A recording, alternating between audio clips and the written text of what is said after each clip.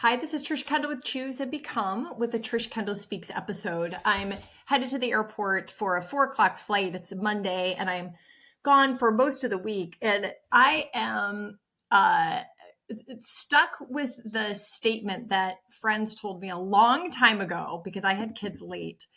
They said, little kids, little problems, big kids, big problems.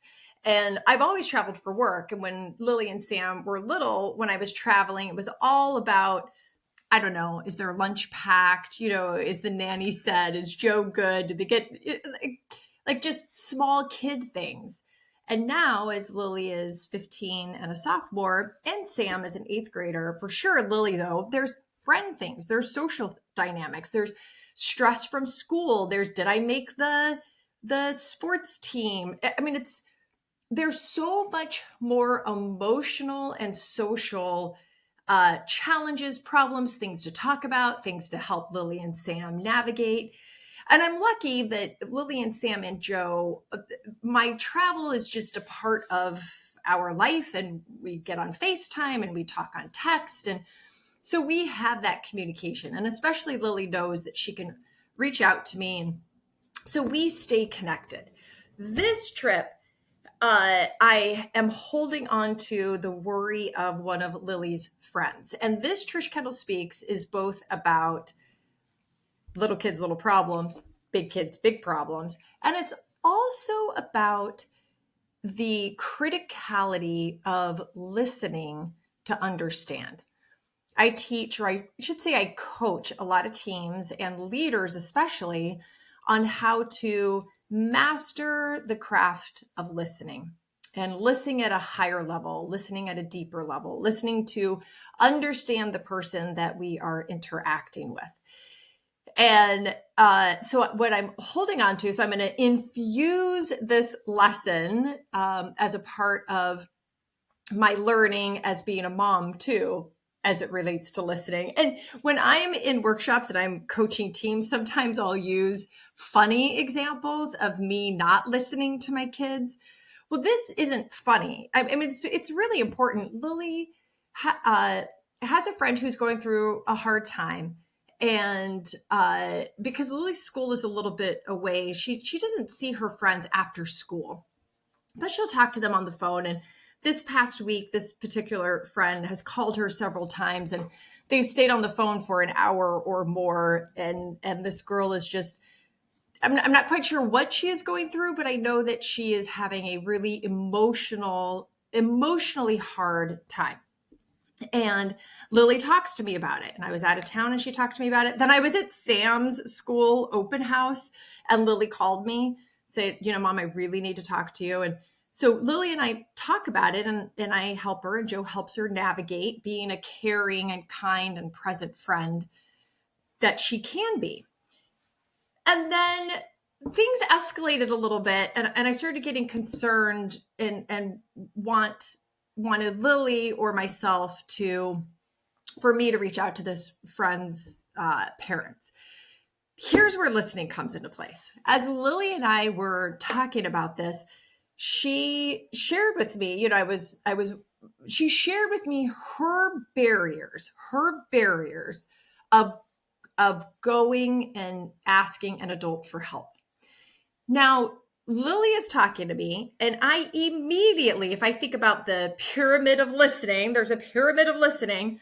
The highest level of listening is listening to understand what somebody thinks and why, what they feel and why, what they see and why they see it. And, the very bottom of the pyramid is listening. Well, is listening for the gist, but super close to the bottom of the pyramid is listening to react. And as Lily is sharing with me the barrier, I automatically know the answer. Her barrier is that she doesn't want her friend to be mad at her. So that's what's in my mind. So I'm thinking I'm going to help Lily remove this barrier of her worry of this friend is going to be mad at her if Lily goes and asks for help. So I'm in conversation with Lily. She's using words telling me what her barriers are. Never does she say, Mom, What I'm worried about is that this friend is going to be mad at me. But that's what I was listening for. And so I took whatever Lily said. And to me, the bear, and I said back to her, I was like, oh, so, I know you're worried about your friend being mad at you, but da da da. And she goes, Mom, hang on. Because that's you weren't hearing me. I was like, uh-oh.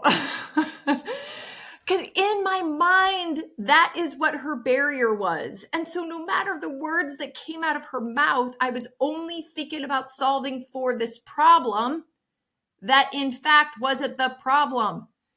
Because she said, what I'm worried about is if this friend, if she doesn't come to me, she won't have anybody and she will feel all alone. And I don't want her to feel alone. So Lily has the confidence to, maybe it's the confidence in herself, it's the confidence in our relationship, but she has the confidence and the trust to course correct me. She said, time out. You're not hearing me. I'm not worried about her being mad at me. I'm worried about her feeling more alone. Now, those are two different problems. If I am trying to help my daughter navigate a problem, how at best, I'm not helpful if I'm trying to help her solve the wrong problem. But worse, I could make it more challenging. I could make it worse if I'm trying to help her solve a problem that I'm not focused on the right one. So, a lot of times with listening, we talk about, listening more effectively and active listening and removing distractions and being present and being intentional and being deliberate and purposeful. It is hard to do. It's hard to do at home. It's hard to do with our friends. It's hard to do with our spouse. It's hard to do with our customers and clients. It's hard to do with our colleagues, it's hard to do. And it's critical. If we truly, truly want to give love to the person that we're interacting with, and we truly want to create a safe, trusting space for them, and we truly want to create an enduring relationship with this person, we have to be cognizant of the criticality of listening, be cognizant of when we are, when we're not, what are the barriers? My barrier with Lily was I wanted to help her so much, and I assumed what the problem was. So I leaped to solving a problem that was the wrong problem. So we have to be cognizant, we have to be aware, and just try to listen better. I'm grateful that Lily can course correct. And I don't know that she communicates in that way with other people. I haven't observed it. I hope that she does. I hope that she can continue to be firm, warm, but demanding, as one of my friends has said before to me. I love that phrase, warm and demanding. Warm, but clear. I don't think you heard what I was saying. Let me say it again. It's not this, it's this. So could you help me with this? The listening pyramid, I'll just restate it. And this is academic theory. I didn't make this up. I just use it to help coach and make it accessible for other people at, marriages, families, communities, teams, leaders, the whole thing. And if we think about the listening pyramid, at the bottom of the pyramid is listening for the gist. Like just listening, like what is it that this person is saying? I just want to get the words that this person is saying. So that's listening for the gist. And then you've got listening to react, which is, unfortunately where I fall a lot of the times. And for sure I did it with Lily. And that's not to say that listening to react is to be like, you're wrong and I'm right. Listening to react can seem helpful. I want to help her, and therefore I'm going to solve her problem. So my reaction is, I know what the problem is, and I'm going to help you solve it. That's listening to react. Then we got to listen for the logic. At a higher level of the pyramid is to listen for the logic, the rational argument of what the person is saying. Then we have, almost to the top, but not quite yet, listening for the emotion. What is the emotion behind the words?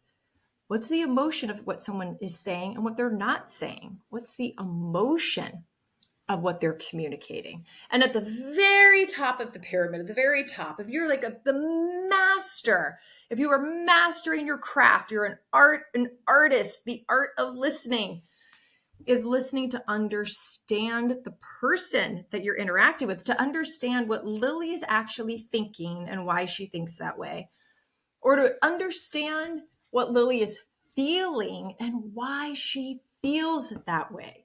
She was feeling fearful. She was feeling fear. I assumed her fear was that her friend would be mad at her, but her fear was that her friend would be more alone or feel more alone. So we got to be able to understand what the person is thinking and why, and what they're feeling and why, and even what they're seeing and what they're not seeing. And why don't they see it?